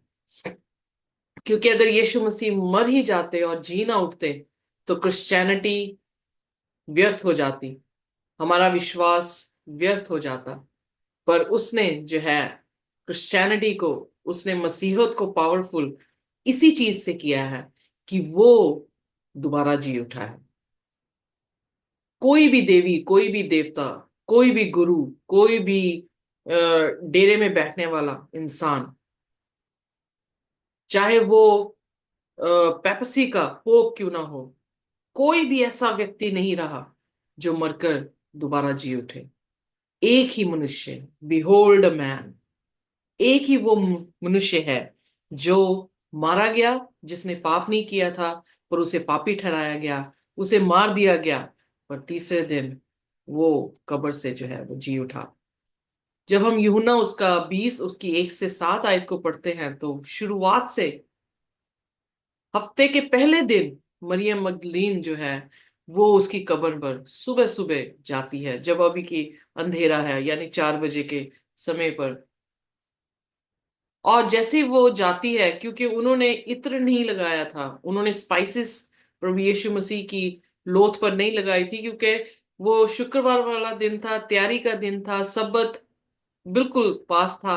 वो सब्बत को मनाने के लिए यीशु मसीह को छोड़कर चले गए। और आज की वर्ल्ड यीशु को भी छोड़ गया है और उसकी आज्ञाओं को भी छोड़ गया है। डिफरेंस देखें कि खुदा के कलाम और आज के कलाम में, खुदा के कलाम की बातों को और आज जो प्रचारक जो है हमारे बीच में कर रहे हैं, कैसी तालीम हमें दे रहे हैं। उनके चेलों के लिए खुदा की आज्ञा उतनी ही जरूरी थी जितने यीशु मसीह जरूरी थे। वो क्रूस पर उसे मरते हुए देख रहे थे, पर यीशु मसीह ने क्रूस पर अपनी मां को देखा, और वो अपनी आखिरी जिम्मेवारी जो है वो भी यूहन्ना को देके गया कि हे नारी, देख तेरा बेटा। और बेटे से कहा, यूहन्ना से कहा, तेरी मां। और उन्होंने जैसा यीशु ने कहा था, आज्ञा सुनी, उसी समय यूहन्ना मरियम को अपने घर ले गया। यानी फर्स्ट सेंचुरी के जो चेले थे आज्ञाकारी थे, पर लास्ट सेंचुरी के चेले आज्ञा से बहुत ही दूर। उन्होंने सुबह सुबह उठकर सोचा कि हम स्पाइसेस जो हैं उसकी लोथ पर लगा के आए। तो मरियम जब गई है तो उसने क्या देखा है कि टूम वो कब्र खाली है। दूसरी अंजीलों में औरतें गई हैं और ये सोच रही थी कि कौन उनके लिए पत्थर लुढ़काएगा, बट पत्थर लुढ़क चुका था। ये खुशखबरी पूरी हो चुकी थी। खुदा का कलाम बार बार प्रभु यीशु मसीह उनसे यही कह रहा था। मरकुस की अंजील में भी हमने यही पढ़ा कि वो यही कह रहा था, मैं मर जाऊंगा और देखो मैं तीसरे दिन जी उठूंगा। कोई और चिन्ह नहीं दिया जाएगा, सिर्फ योना नबी का चिन्ह तुम्हें दिया जाएगा कि मैं जैसे योना पेट की मछली में रहा 3 दिन 3 रात, उसी तरह से मैं भी धरती के अंदर रहूंगा। भागते हैं पतरस से जाके बात करते हैं, क्योंकि whom Jesus loved, सो यीशु मसीह उससे प्यार करता था। उससे कहा, वो भी भागता है, उससे तेजी से दूसरे चेले जो है वो भाग के उससे पहले पहुंच जाते हैं और कब्र में जाके देखते हैं कि कब्र खाली थी, पर अंदर नहीं जा पाए। जाता है पतरस, अंदर जाके देखता है। प्यार करता था यीशु से, इनकार कर दिया था, पर फिर भी भागा उसको देखने कि क्या वो जीवित हो उठा है। बाइबल में लिखा है उसके कपड़े वहां पे पड़े थे, और खास करके कि उसके मुंह पर जो कपड़ा दिया था वो फोल्ड करके रखा गया था। 3 चीजें इससे पता लगती हैं कि उसकी लोथ चुराई नहीं गई थी। क्योंकि जब सैनिक आकर जो है अथॉरिटीज से आकर कहते हैं कि उसकी कब्र जो है वो खाली होगी, वो जीवित हो गया, तो उन्होंने उनको पैसे दे के मुंह चुप करा के ये कहा था कि कह देना कि उसके चेले उसकी लोथ को लेकर चोरी करके ले गए।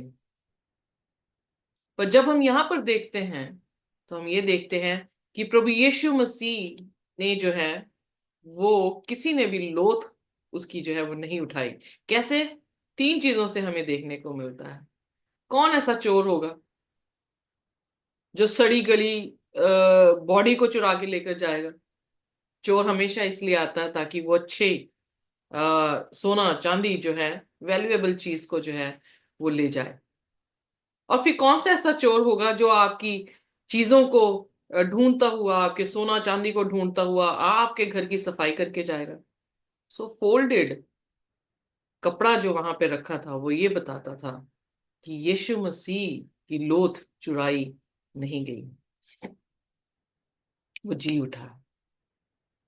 मती की अंजील बताती है कि उसके 100 फौजी जो थे या सैनिक जो थे उसकी कब्र पर तैनात किए गए थे। 100 सैनिकों को मार के कौन उसकी लोथ को लेकर जा सकता है? कैसे उसके चेले, जो तो आप डरे पड़े थे और ऊपरले कमरे में दरवाजे बंद करके बैठे हुए थे, वो कैसे उसकी लोथ को लेकर जा सकते हैं? That was the hour of his glory. उसका जी उठना ही उसकी महिमा है। जी उठना ही खुदा की महिमा को दिखाता है कि खुदा की तरबियत, खुदा कैसा है। खुदा को कोई मार नहीं सकता। वो खुद अपने आप को उसने मारा है और खुद तीसरे दिन जो है अपने आप को वो जिला दे रहा है, क्योंकि उसका कोई भी पाप नहीं था। मौत भी उसे नहीं रख सकती थी, पर मौत ने इसलिए रखा क्योंकि उसने हमारे पापों को जो है वो उठाया था। टूम वॉज एम्प्टी। और मैं विश्वास करती हूँ कि मेरी भी कब्र एक दिन खाली हो जाएगी अगर मैं उस कब्र तक पहुंच जाती हूँ, क्योंकि मेरे पास जो है उसकी भी कब्र जो है वो खाली हो गई। So why don't we believe in Jesus? हम क्यों ना यीशु मसीह पर विश्वास करें? क्यों हम इंसान पर विश्वास नहीं करते? क्योंकि इंसान मरता है और वो कभी जी नहीं उठ सकता, पर यीशु मसीह में जो मरता है वो जी उठता है। सो इसलिए यहाँ पर परमेश्वर का धन्यवाद कि परमेश्वर ने यीशु मसीह को जिला दिया। Amen. और वही आशा आज हमारे पास भी है कि हम जिएंगे और हमेशा तक जिएंगे, क्योंकि हमने उस सत्य को पा लिया है, उस रास्ते को पा लिया है, उस जिंदगी को पा लिया है। और जो सत्य के हैं वो उसकी आवाज को सुनेंगे। खुदा का शुक्र है कि खुदा ने हमें सत्य के संतान बनाया है, अपनी संतान बनाया है। जैसे हम उसके फुटस्टेप में चलते जा रहे हैं, हम उसकी संतान बनते जा रहे हैं। और जैसे जैसे उसके साथ हुआ है वैसे वैसे हमारे साथ भी होगा। हम भी परसिक्यूशन से होकर गुजरेंगे, मौत से होकर गुजरेंगे, बट फिर आखिरकार हमेशा का जीवन जो है हमें दिया जाएगा। आइए थर्सडे लेसन में देखते हैं यीशु की भेंट मरियम से होती है और फिर यीशु क्या कहते हैं। यूहन्ना 20:11 और 13 के अध्याय में ऑलरेडी मेंशन है यहाँ पे कि इन पदों में ऐसा बताया गया है कि मरियम मगदलीनी खाली कब्र के मतलब को नहीं समझ पाई थी। ऑलरेडी वो खुदा के साथ चलती फिरती भी थी, हर जगह वो जाती थी और उन्हें पता भी था। लेकिन जो एक जो एक क्रूसिफिक्शन हुई, तो उससे वो काफी काफी अटैच थे। चेले और मरियम मगदलीनी जो थे वो खुदावन यीशु मसीह के उस रिजरेक्शन के बारे में भूल गए थे कि वो ऐसा भी उन्होंने अपने रब्बी से सुना होगा और सुना था कि वो मृतकों में से जी उठेंगे। लेकिन जो मरियम थी और उसके जो चेले थे, स्पेशली मरियम मगदलीनी जो थी, वो इस बात को समझ नहीं पा रही थी कि कब्र क्यों खाली है, वो घबरा गई थी। आइए पढ़ते हैं हम इसको।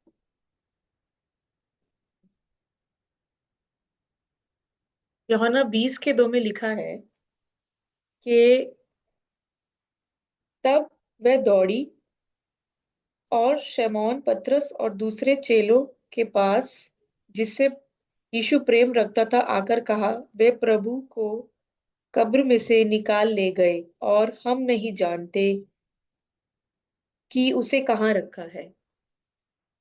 ऑलरेडी जब सबत के बाद सप्ताह का पहला दिन जो था, और भोर का समय था, अंधेरा रहते ही कब्र पर आई थी वो।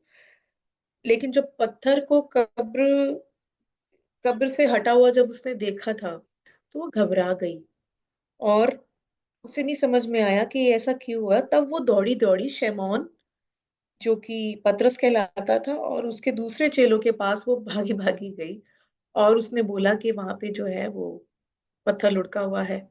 और यूहन्ना कब्र की ओर भागे, और पतरस और यूहन्ना, मतलब उसने बोला कि कब्र खाली है, वहां पे कोई भी नहीं है। रब्बी की वहां, मतलब वहां जो है वो खुदावन यीशु मसीह नहीं है।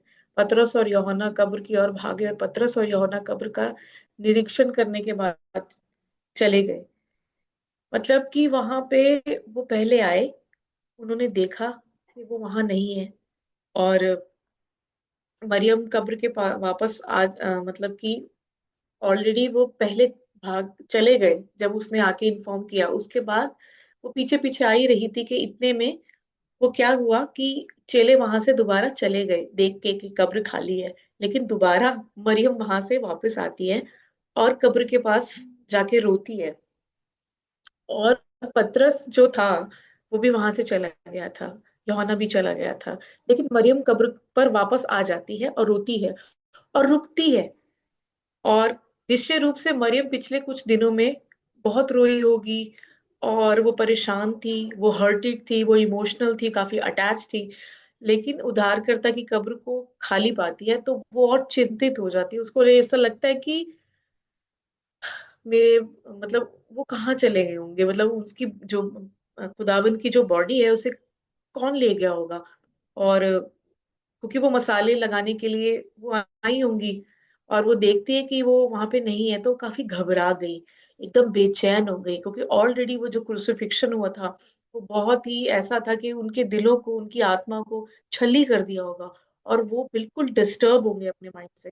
और लेकिन वो इतनी अटैच थी कि जब उसने देखा कि कब्र खाली है, फिर वो जाके दोबारा वहीं पे आके बैठ गई और रोई।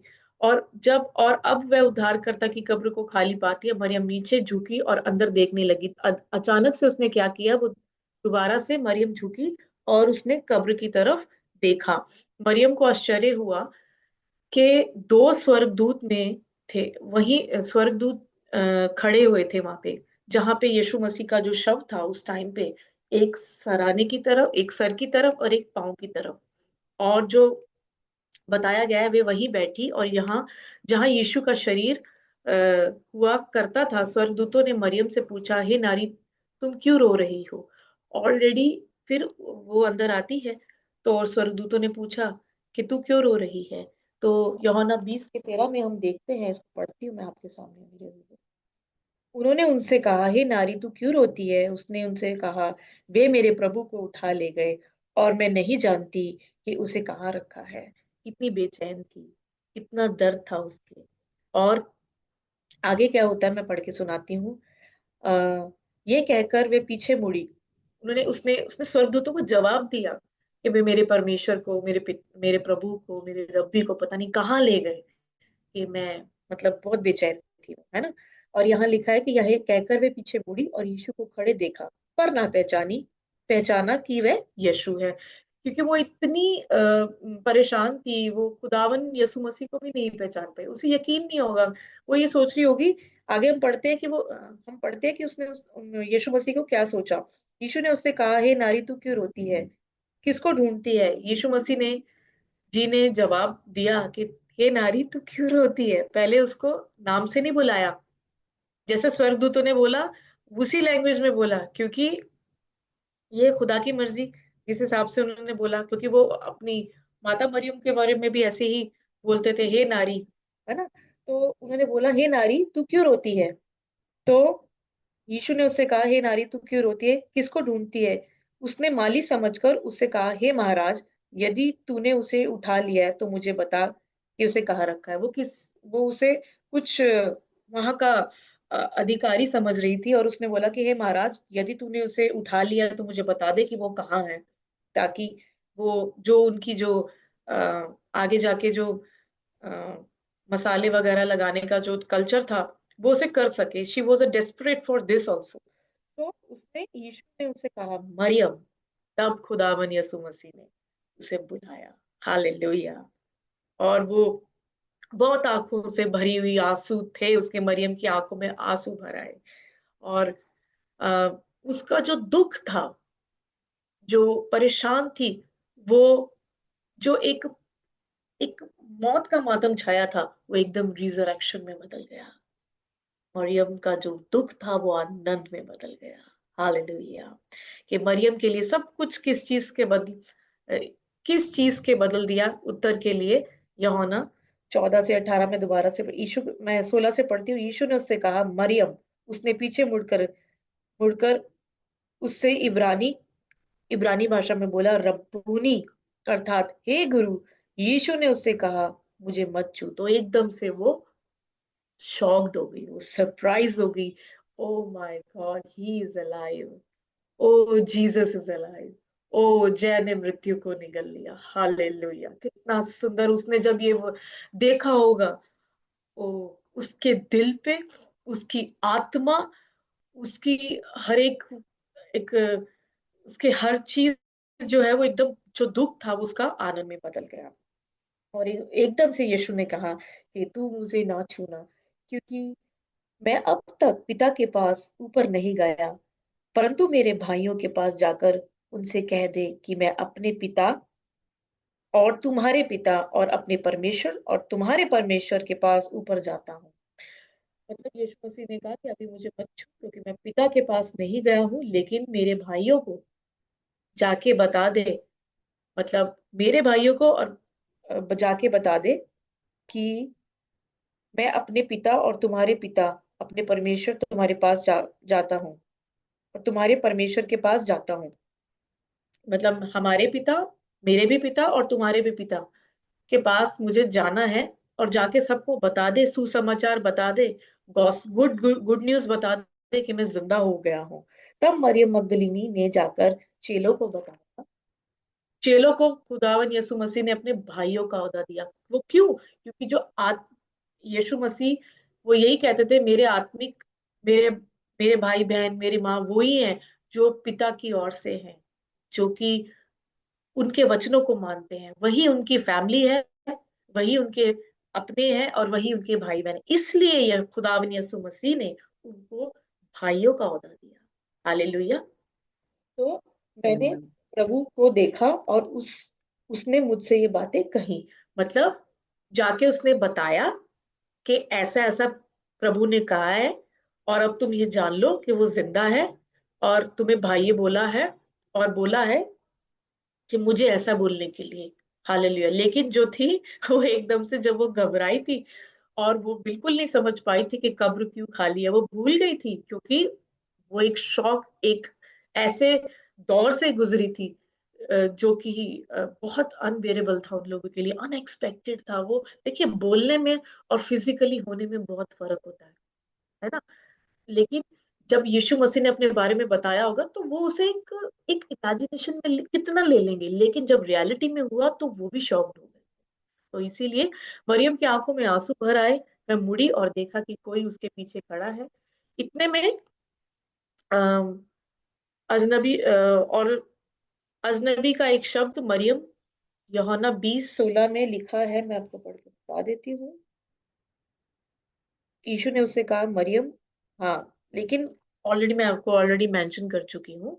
ये एक शब्द मरियम के जीवन को, सभी मसीहों के भविष्य को बदल देता है, क्योंकि हमारी भी आशा यही है कि हम यीशु मसीह की रिजरेक्शन पे बिलीव करते हैं। वो यीशु मसीह कि रिजरेक्शन जो है वो रियलिटी है। मरियम उसमें से एक बड़ा एग्जाम्पल निकली है, वो आई विटनेस है, और उसी आई विटनेस की वजह से हम भी बिलीव करते हैं और उसकी प्रभु के वचनों के ऊपर भी बिलीव करते हैं कि मरियम समझ जाती है कि यीशु मृतकों में से जी उठा और उससे बात कर रहा है। यीशु ने उससे कहा कि वह उसे पकड़े ना रहे क्योंकि उसे स्वर्ग जाना है। यीशु ने मरियम को एक काम दिया, उसे अपने चेलों को बताना होगा कि यीशु मेरे पिता और तुम्हारे पिता के पास वापस जा रहा है। मैं अपने परमेश्वर तुम्हारे परमेश्वर के पास वापस जा रहा हूँ।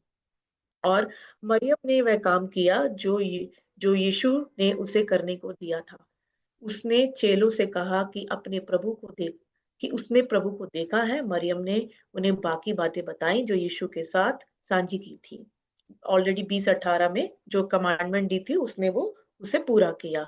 और पहला कुरिन्थियों मैं पढ़ के सुनाती हूँ आपको, बहुत ही अच्छा वचन है ये। पहला कुरिन्थियों 15 का 12 से 20।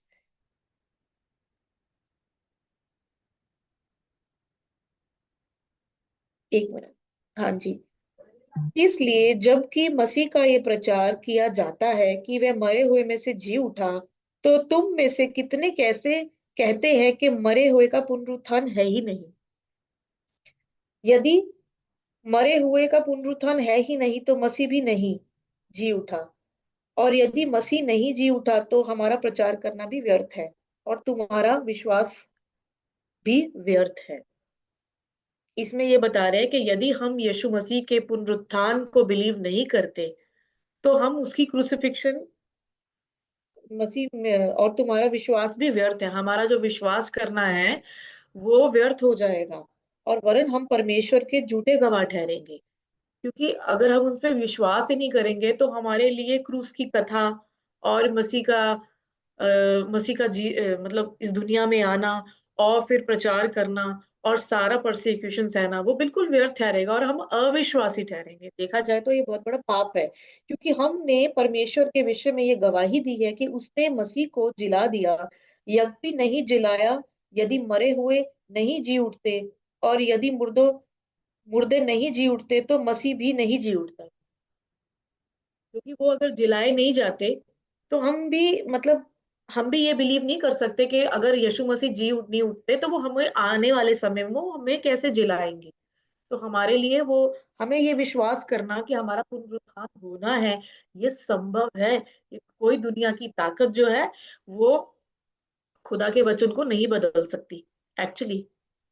और और यदि मसीह नहीं जी उठा तो तुम्हारा विश्वास व्यर्थ है और अब तक तुम अपने पापों में फंसे हो। देखिए कितना साफ साफ लिखा हुआ है कि अगर तुम ये रिजरेक्शन को बिलीव नहीं कर रहे, अपने गुनाहों की माफी नहीं मांगोगे, यीशु मसीह को अपना परमेश्वर का पुत्र नहीं ठहराओगे, तो हम पापों में फंसे रहेंगे। वरन जो मसीह में सो गए हैं वे भी नष्ट हुए। यदि हम केवल इसी जीवन में मसीह में आशा रखते हैं तो हम सब मनुष्यों से अधिक अभागे हैं। यदि हम केवल इसी जीवन में मसीह से आशा रखते हैं तो हम सब मनुष्यों से अभागे हैं। मतलब कि परंतु सचमुच मसीह मुर्दों में से जी उठा और जो सो गए हैं उनमें वह पहला फल हुआ। जब से दुनिया बनी है और अब तक खुदावन यीशु मसीह पहले उठे ही ठहराए गए हैं। वो मुर्दों में से पहले है जो जी उठे। आज तक कोई कोई भी दुनिया में ऐसा इंसान नहीं है जो मतलब मरा है और वो जी उठा है। लेकिन खुदावन पूरी हिस्ट्री में आप देख लीजिए, मर के 3 दिन बाद खुदावन यीशु मसीह जो है वो जी उठे हैं।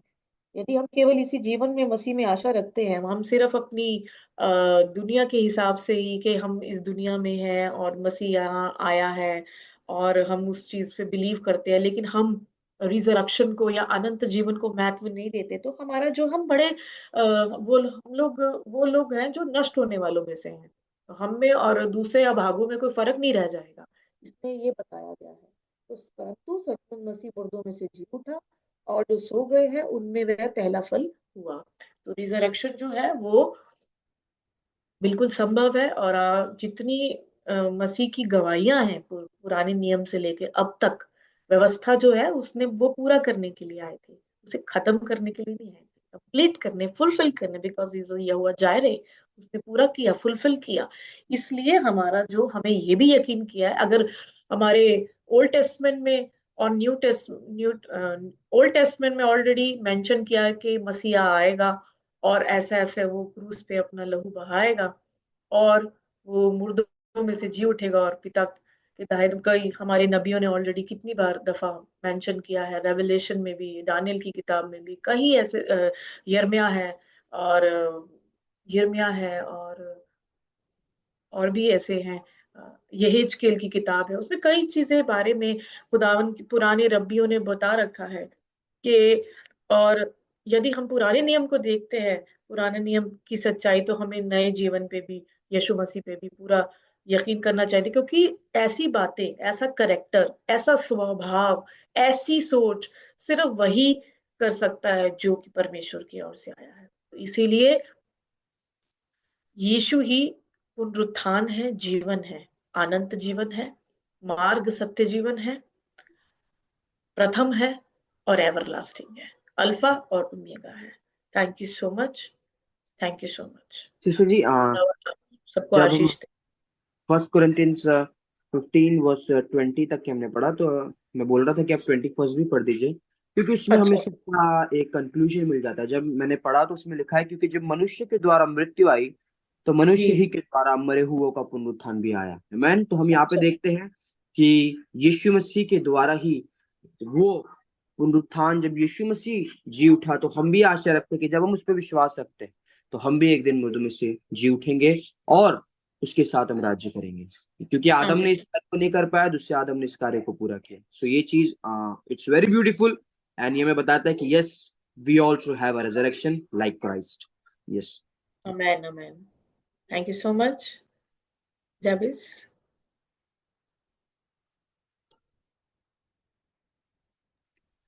सिस्टर रितु। आइए अपने सिरों को झुकाएंगे और प्रार्थना में जाएंगे। कोई भी जन जो है वो प्रार्थना में हमारी रहनुमाई कर सकता है। बाप आसमानी खुदावन, खुदा धन्यवाद करते प्रभु, इस सुंदर समय के लिए आपने दिया प्रभु। हम सब कुछ प्रभु, वो अभागे होने नहीं चाहते खुदावन, इस दुनिया में रह के भी प्रभु आपको अ, दुनियाई और इस संसार के सदृश्य ना बनो, वैसा नहीं बनना चाहते प्रभु, लेकिन हम अनंत जीवन के लिए तैयार होना चाहते हैं। और मरियम और उसके चेलों ने प्रभु जी जो भी एग्जाम्पल दिए हैं प्रभु, उनके साथ थे खुदावन, तो ये संभव है खुदावन कि आप भी आने वाले हैं प्रभु। हमारे लिए क्या क्रिसमस या क्या ईस्टर प्रभु, every you are already resurrection Lord God, तो हर दिन हमें एक होप है खुदावन कि आप जीवित हैं और एक दिन हमें लेके आना चाहते हैं। हमारे लिए हर दिन प्रभु जी क्रिसमस है और ईस्टर है मेरे खुदावन खुदा।